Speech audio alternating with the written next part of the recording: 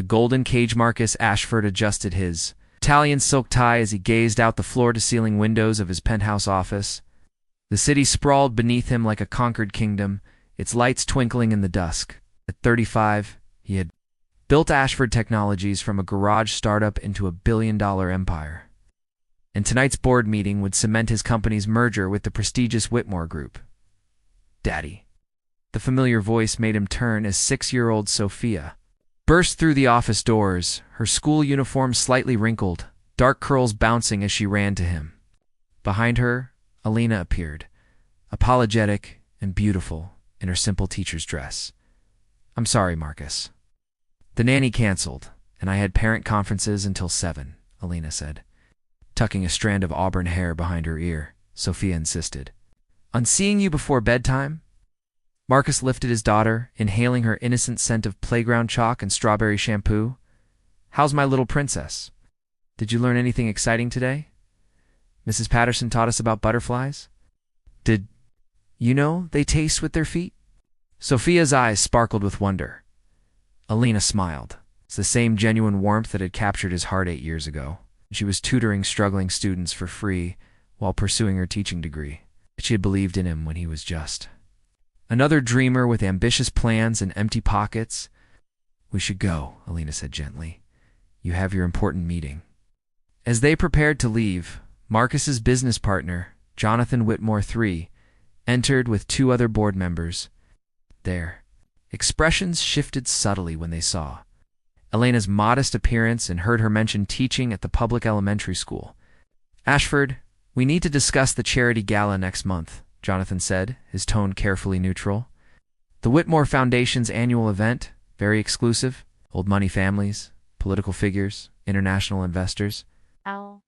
Later that evening, after Alina had put Sophia to bed in their suburban home, Marcus found himself staring at the invitation to the Whitmore Gala. The guest list read like a who's who of society's elite. His phone buzzed with a text from Jonathan, "Bring someone impressive. First impressions matter in our circles." Marcus looked at Alina, curled up on their comfortable but unremarkable couch, grading papers by lamplight. She wore no jewelry except her simple wedding band.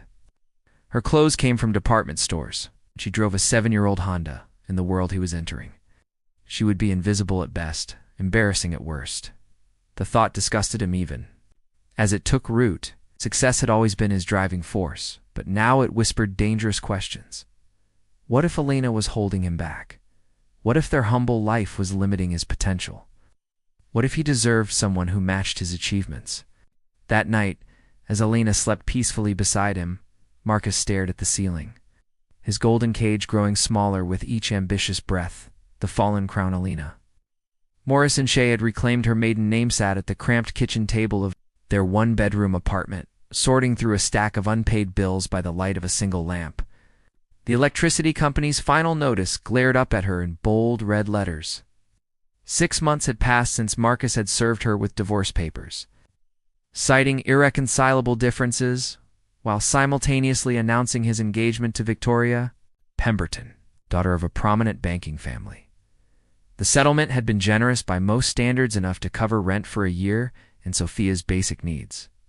But Marcus had underestimated the true cost of starting over. Childcare, medical, expenses.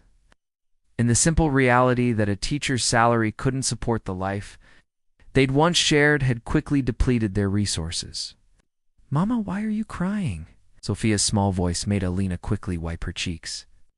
Her daughter stood in the doorway wearing pajamas that were growing too short, clutching the stuffed elephant Marcus had given her for her 5th birthday.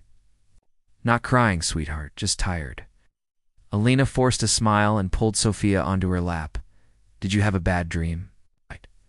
I dreamed about our old house, and Daddy was there, making pancakes like he used to on Sundays." Sophia's voice was matter-of-fact, but Alina felt the weight of her daughter's confusion. "When is Daddy coming to visit?" The question pierced Alina's heart. Marcus had seen Sophia exactly twice, since the divorce awkward. Supervised visits that left their daughter more bewildered than comforted. His new life apparently had no room for inconvenient reminders of his previous one. "Daddy's very busy with work, baby. But you know, Mama loves you enough for both of us, right?" The next morning, Alina dropped Sophia at the community centers. After school programs, the only childcare she could afford before heading to her second job cleaning offices downtown, the work was humbling for someone with a master's degree in education. But it paid cash and allowed her to work around her teaching schedule. As she mopped floors in the gleaming Ashford Technologies building, Alina sometimes caught glimpses of Marcus through conference room windows. He looked different in a sharper suit, more expensive watch, a confidence that bordered on arrogance. He never saw her. It was during these lonely months that Alina discovered her true calling. At the community center where Sophia spent her afternoons, she met other women like herself, abandoned wives struggling to rebuild their lives. There was Carmen, whose husband had left her for his secretary; Maria, whose spouse had simply vanished one day, leaving behind only debt; Jennifer, fighting for custody of her children against a wealthy ex-husband's team of lawyers. Alina began staying after her shifts, helping these women navigate social services, fill out job applications, and most importantly, remember their worth. She organized support groups, connected families with resources, and slowly built a network of women helping women. "You have a gift for this," said Mrs. Chen, the center's director, one evening as Alina helped a new arrival understand her legal rights. "Have you ever considered social work?" The idea planted itself in Alina's mind like a seed. She began taking online courses at night after Sophia fell asleep, working toward her social work certification. The path was long and difficult, but for the first time since her world had crumbled, Alina felt purpose beyond mere survival. Months turned into years. Sophia adapted with the resilience of childhood, though she still asked about her father less frequently. Alina's reputation grew in their community, the teacher-turned-advocate, who understood loss and knew how to transform it into strength. She had fallen from her comfortable middle-class life, but in that fall, she had discovered who she truly was meant to be.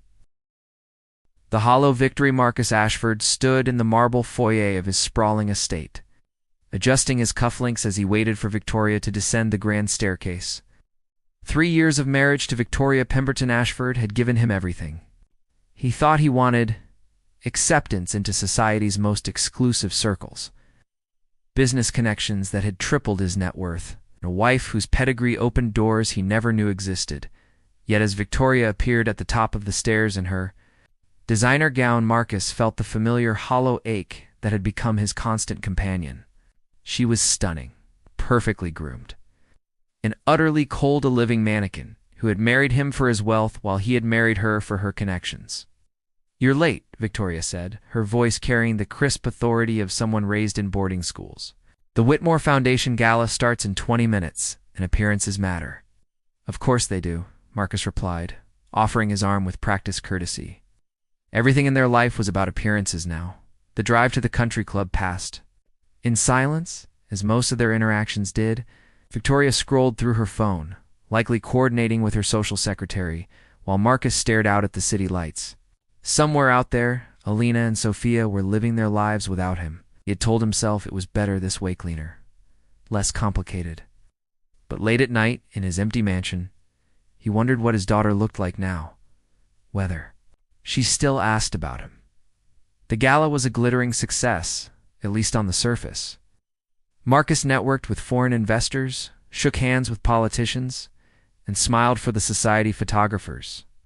But as he watched Victoria work the room with calculated charm, he noticed Jonathan Whitmore III speaking in hushed tones with several board members near the bar.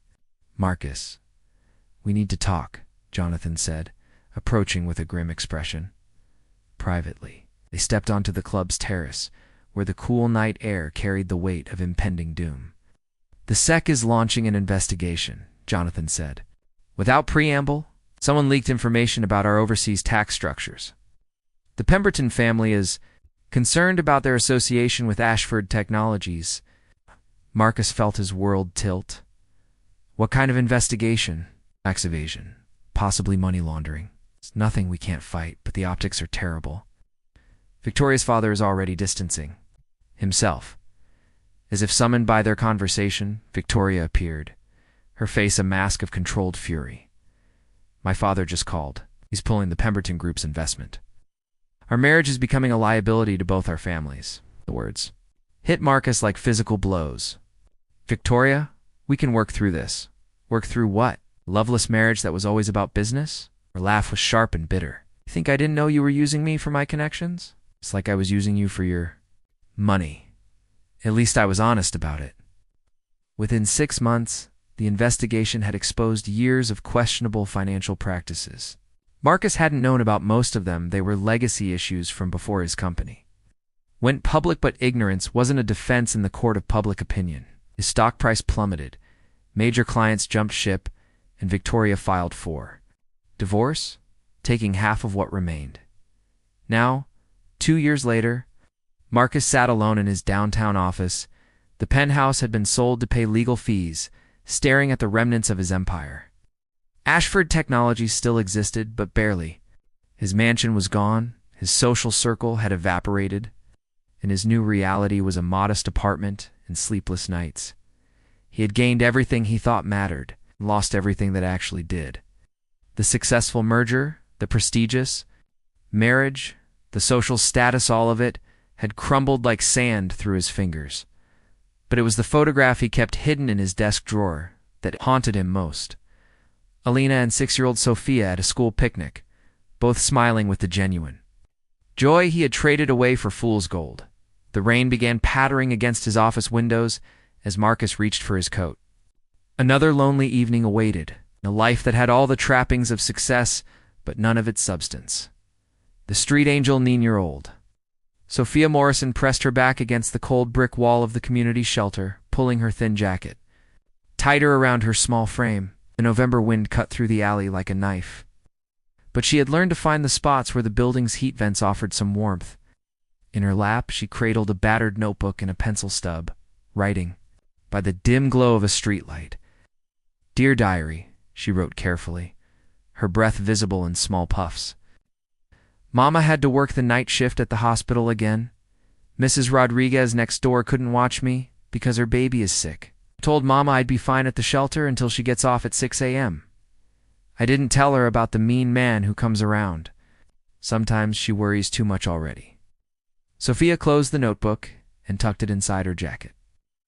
3 years had passed since the eviction notice that had changed everything. Elena's social work job at the community center paid barely enough for food and basic necessities, but never quite enough for stable housing.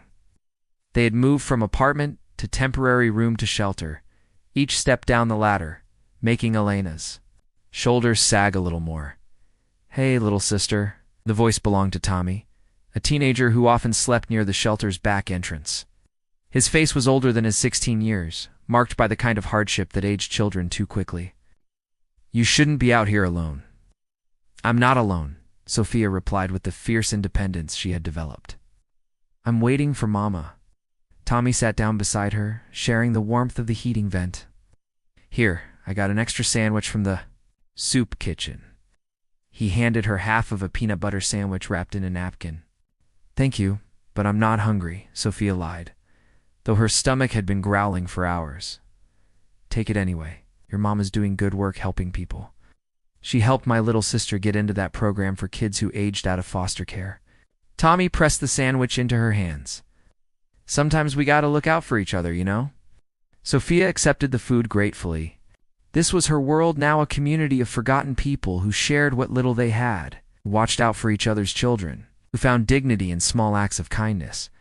As the night grew colder, other familiar faces appeared. There was old Pete, who told stories about his days as a merchant marine.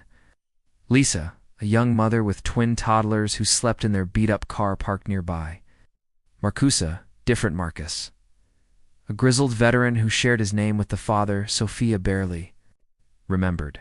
"Storytime," old Pete asked, settling down with the small group that had gathered. Sophia's eyes lit up.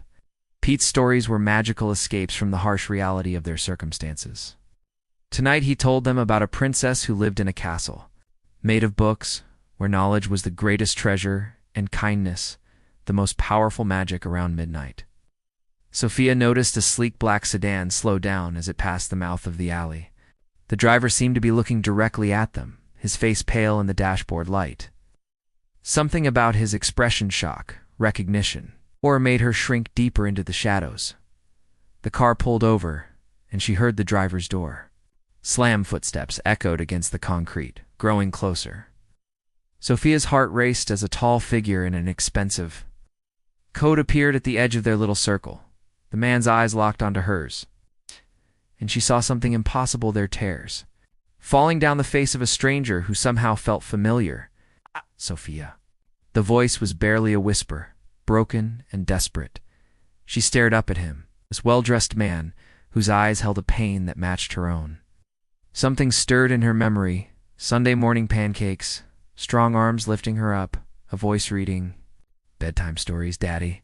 The word escaped her lips before she could stop it. The man, her father, crumpled to his knees on the dirty concrete, reaching toward her with trembling hands. "Oh God, what have I done? What have I done to you?"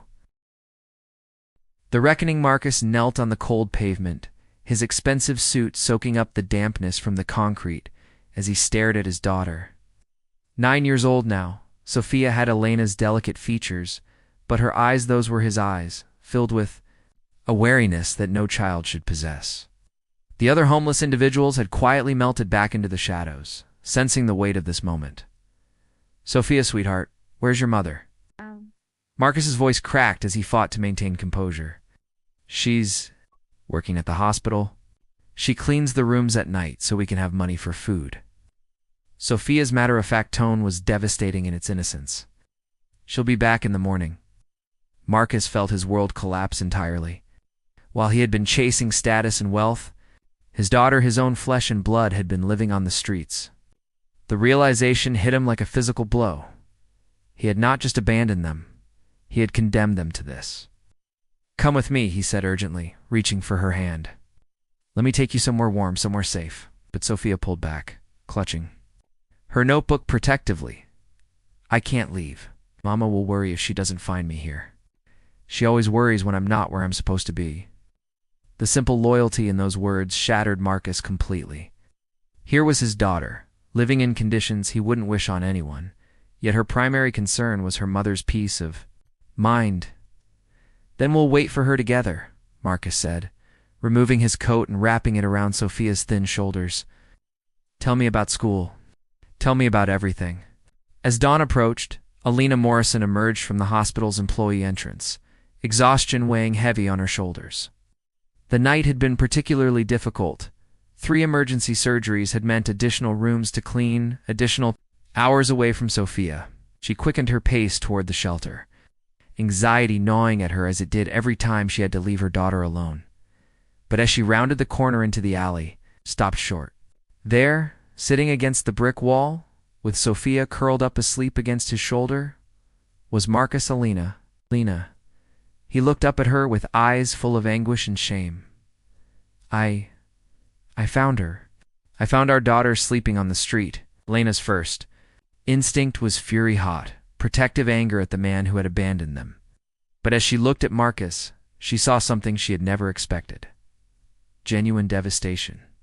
His clothes were wrinkled, his face streaked with tears, and his hands shook as he gently stroked Sophia's hair. "How long have you been living like this?" he whispered. Lena replied, her voice steady despite the storm of emotions. "Inside her, since the money ran out." Marcus closed his eyes, the weight of his failures crushing down on him. I thought you were fine. I thought the settlement would be enough." "It was enough for someone who had never been poor before," Alina said quietly, "but not enough for reality." Sophia stirred in Marcus's arms, blinking awake to find both her parents watching her. The moment was surreal, like a dream she had stopped allowing herself to have. "Mama," she said softly, then looked up at Marcus with confusion. "Is Daddy really here?" Lena knelt down beside them, her heart breaking and healing simultaneously. "Yes, baby. Daddy's here?" Marcus's voice was raw with emotion. "Sophia, Mama, I know I don't deserve forgiveness.